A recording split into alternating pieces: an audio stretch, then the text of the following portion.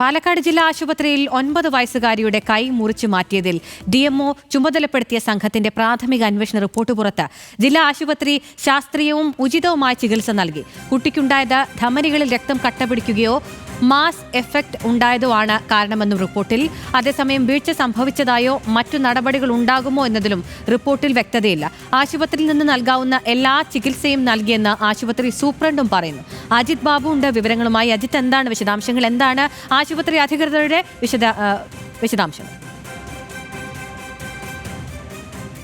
രവീന്ദ്രൻ, ഈ പ്രശ്നം ഉണ്ടായതിനു ശേഷം വലിയ തരത്തിലുള്ള പ്രതിഷേധമാണ് ഉയർന്നു വന്നത്. പ്രത്യേകിച്ചും യൂത്ത് കോൺഗ്രസ് DMO ഓഫീസ് ഉപരോധിക്കുന്ന സാഹചര്യം ഉണ്ടായി. മാത്രമല്ല, നെന്മാറ MLA കെ ബാബു ഉൾപ്പെടെയുള്ള ജനപ്രതിനിധികൾ നേരിട്ടെത്തി കാര്യങ്ങൾ അന്വേഷിക്കുന്ന സ്ഥിതിയുണ്ടായി.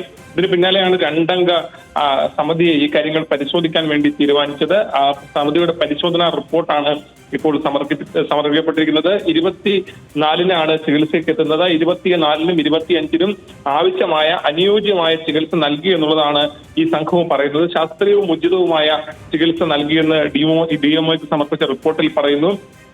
കുട്ടിക്കുണ്ടായ ധമനികളിൽ രക്തം കട്ടപിടിക്കുകയോ മാസ് എഫക്ട് ഉണ്ടാകുകയാണ് കാരണമെന്നും റിപ്പോർട്ടിൽ വ്യക്തമാക്കുന്നു. അതായത് ആശുപത്രിയുടെ ഭാഗത്തുനിന്ന് വീഴ്ചയില്ല എന്നുള്ളതാണ് ഈ റിപ്പോർട്ടിൽ പ്രധാനമായും പറഞ്ഞു വെക്കുന്നത്.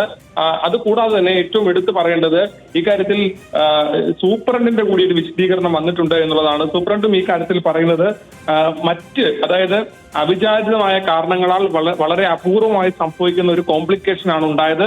മറ്റു ചികിത്സാ പിഴവുകൾ ഉണ്ടായിട്ടില്ല എന്ന് ജില്ലാ ആശുപത്രിയുടെ സൂപ്രണ്ടും വ്യക്തമാക്കുന്നു. ഏതാണെങ്കിലും ഇക്കാര്യത്തിൽ റിപ്പോർട്ടിൽ നടപടികളുടെയോ വീഴ്ചയുടെയോ കാര്യമൊന്നും സൂചിപ്പിക്കുന്നില്ല എന്നുകൂടി എടുത്തു പറയേണ്ടതാണെന്നാൽ ഈ സംഭവവുമായി ബന്ധപ്പെട്ട് യൂത്ത് കോൺഗ്രസ് മുഖ്യമന്ത്രിക്കും ആരോഗ്യമന്ത്രിക്കും ഉൾപ്പെടെ പരാതി നൽകിയിട്ടുണ്ട്. നാളെ ഈ കാര്യത്തിൽ കൂടുതൽ പ്രതിഷേധങ്ങൾ ഉൾപ്പെടെ ഉണ്ടാവാനുള്ള സാധ്യത കൂടി ഉണ്ട്.